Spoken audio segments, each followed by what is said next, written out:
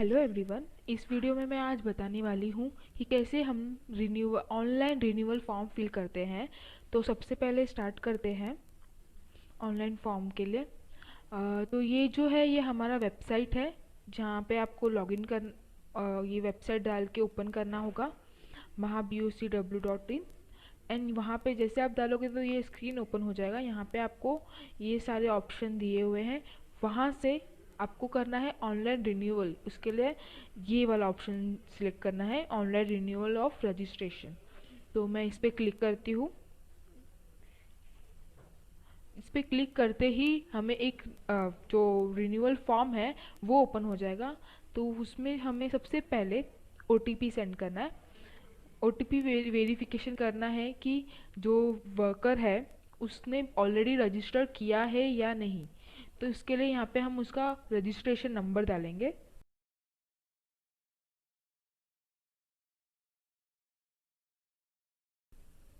Registration number मैंने डाल दिया है।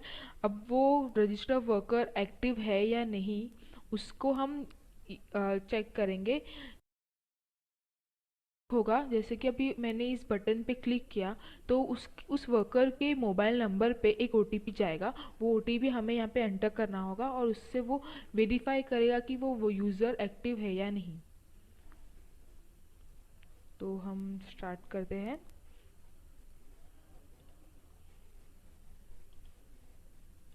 मैंने इस बटन पे क्लिक किया तो क्लिक करते ही डायरेक्ट मुझे OTP के लिए ये ऑप्शन पूछ लिया है। अब यहाँ पे मुझे OTP डालना होगा जो कि रजिस्टर वर्कर के मोबाइल नंबर पे आ गया होगा।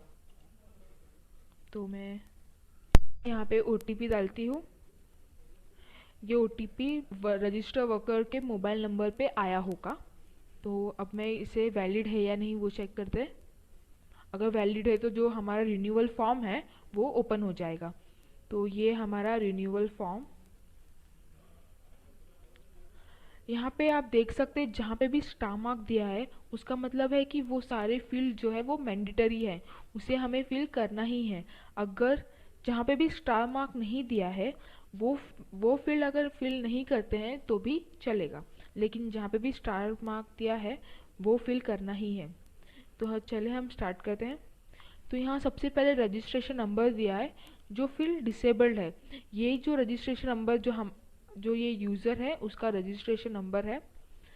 एंड यहाँ पे नेम ऑफ कॉन्ट्रैक्टर यानी कि जो भी वर्कर है वो किसके पास वर्क कर रहा है उसका नाम आएगा। उसकी डिटेल्स यहाँ पे हम फिल करेंगे। तो मैं फिल करती हूँ।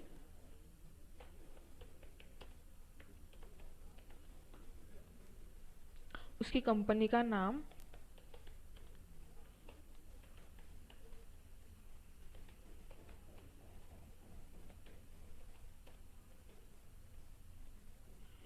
मोबाइल नंबर वर्कर के जहाँ पे वर्क कर रहा है उस कॉन्ट्रैक्टर का नंबर आएगा जो हम यहाँ पे एंटर कर रहे हैं। उसके पास एक नोटिफिकेशन जाएगा कि इस वर्कर ने आपके नाम से रिन्यूअल ये जो 90 डेज सर्टिफिकेट है वो आपने इशू करा है, वो उसने फिल किया है डिटेल्स आपका। तो ये जो है मैसेज वो उस कॉन्ट्रैक्टर के मोबाइल नंबर पे जाएगा। टाइप ऑफ वर्कर, जो वर्कर है वो इस कॉन्ट्रैक्टर के पास क्या काम करता है वो हम लिखेंगे। कहाँ पे काम करता है,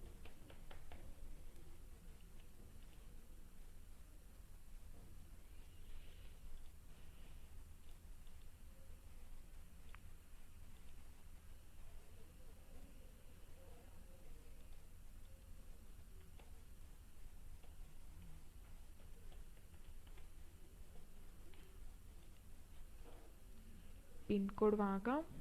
अब जो है ये अपॉइंटमेंट डेट जो है वो उस वर्कर ने कब काम ज्वाइन किया था वो डेट यहाँ पे आएगा।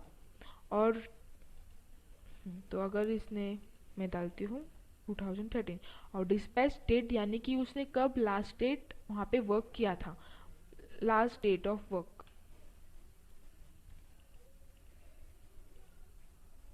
इस बात का हमें ध्यान रखना है कि जो वर्कर है वो करंट ईयर मतलब अभी जो वो रिन्यूअल कर रहा है उसके एक साल पहले तक के बीच में ही उसका 90 डेज कंप्लीट होना चाहिए। 90 डेज इम्पॉर्टेंट है, तो इस 1 ईयर के अंदर ही उसका 90 डेज कंप्लीट होना चाहिए, तो वो हमें ध्यान देना है। 500 नेचर ऑफ वर्क यानी कि अब जो वो टाइप ऑफ वर्क किस टाइप का वो काम कर रहा है, उस काम में वो उस टाइप ऑफ वर्क में वो क्या काम कर रहा है। यानी अगर वो रोड पे काम कर रहा है तो रोड पे क्या काम करता है। तो मैं प्लम्बर सेलेक्ट करती हूँ। अब हम आते हैं 90 डेज वर्किंग सर्टिफिकेट में। यहाँ पे सबसे पहले टाइप ऑफ इश्यूअर, यहाँ पे 4 ऑप्शन दिया गया है कि वो जो इश्यूअर है वो किस टाइप का है। तो कॉन्ट्रैक्टर है, तो कॉन्ट्रैक्टर में आप देख सकते हैं कि 2 फील्ड जो है वो एक्स्ट्रा ऐड हो गई है, रजिस्टर विद और रजिस्ट्रेशन नंबर। अगर वही आप ग्राम सेवक सिलेक्ट करते हैं तो आपको वो 2 फील्ड नहीं दिखेंगी। एंड उसी तरह कॉरपोरेशन यहाँ पे भी नहीं होगी, और अदर्स में भी नहीं है। अगर आपके पास ये तीनों ऑप्शन अवेलेबल नहीं है तो आप अदर्स भी सिलेक्ट कर सकते हैं। मैं लेती हूँ कॉन्ट्रैक्टर, रजिस्टर विथ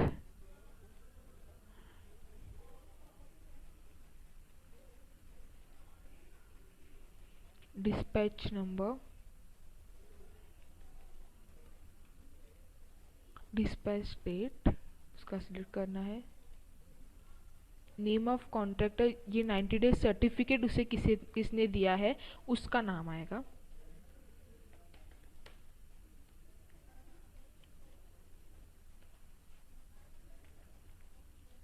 कहाँ पे है, तालुका ऑफ एम्प्लॉयर। अब हम यहाँ पे आते हैं, ये जो डिटेल्स है वो कितने डेज उसने वर्क किया है उसका डिटेल्स है।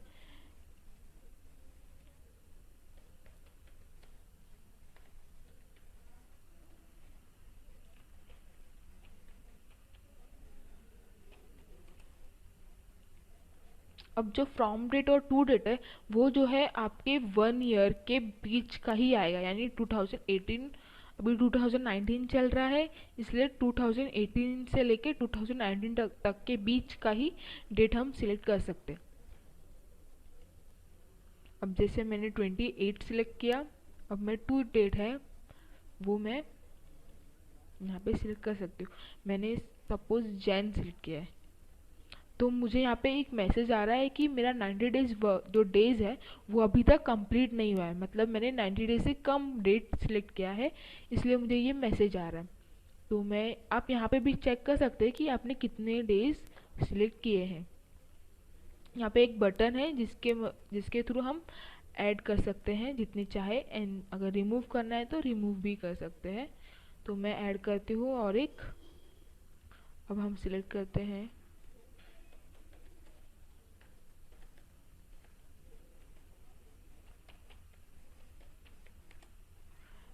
फ्रॉम डेट जो है वो। अब आप देख सकते हैं कि जो मैंने लास्ट डेट यहाँ पे जो सिलेक्ट किया था उसके बाद से ही आ रहा है, वो डेट से ही आ रहा है, यानी कि मैं उसके पहले का सिलेक्ट नहीं कर सकती। तो आप वो सीक्वेंस देख सकते हैं कि अगर आप कहीं आधा आधे जगह से काम किए हो, मतलब थोड़े थोड़े दिन करके, तो आप उस हिसाब से ऐड कर सकते हो।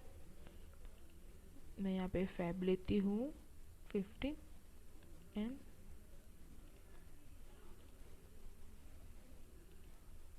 तो मेरे यहाँ पे वर्किंग डेज आप देख सकते हैं, यहाँ पे 90 डेज से कम नहीं होना चाहिए। 90 डेज से ज़्यादा होगा तो चलेगा लेकिन उससे कम नहीं होना चाहिए, तो इस बात का आप ध्यान रखें।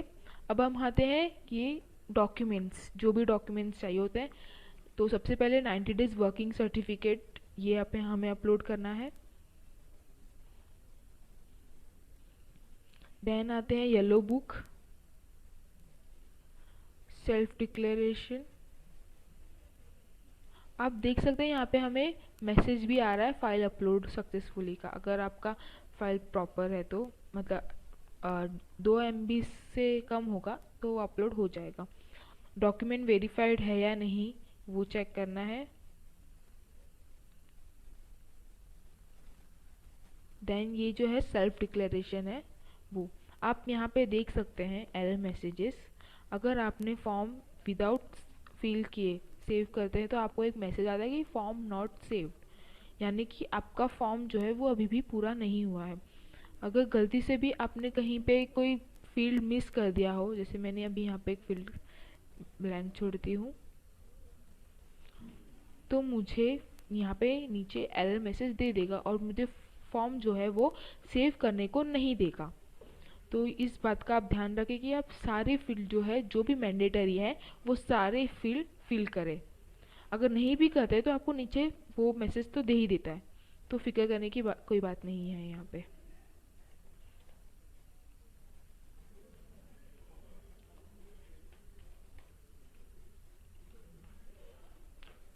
अब ये है सेल्फ डिक्लेरेशन पे क्लिक करती हूँ। अब मैं इस फॉर्म को जो है सेव करती हूँ।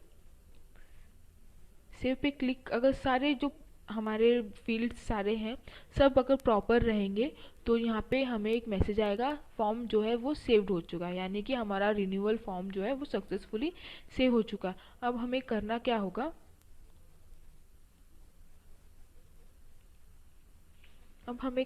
होगा, कि ये यहाँ पे जो भी वहाँ पे एक मैसेज आता है कि आपको यहाँ से आप जिस डिस्ट्रिक्ट में सिलेक्ट किए हो, जैसे कि आपने वहाँ पे एम्प्लॉय डिटेल्स में अमरावती सिलेक्ट किया था, तो आपको उस डिस्ट्रिक्ट में जाके उस जगह पे जाके उस WFC में जाके आपको आगे की प्रोसेस जो है वेरिफिकेशन के लिए रजिस्ट्रेशन ऑफिसर के पास जाके जो वेरिफिकेशन करना होता है वो प्रोसेस आपको करना होगा आगे WFC में जाके।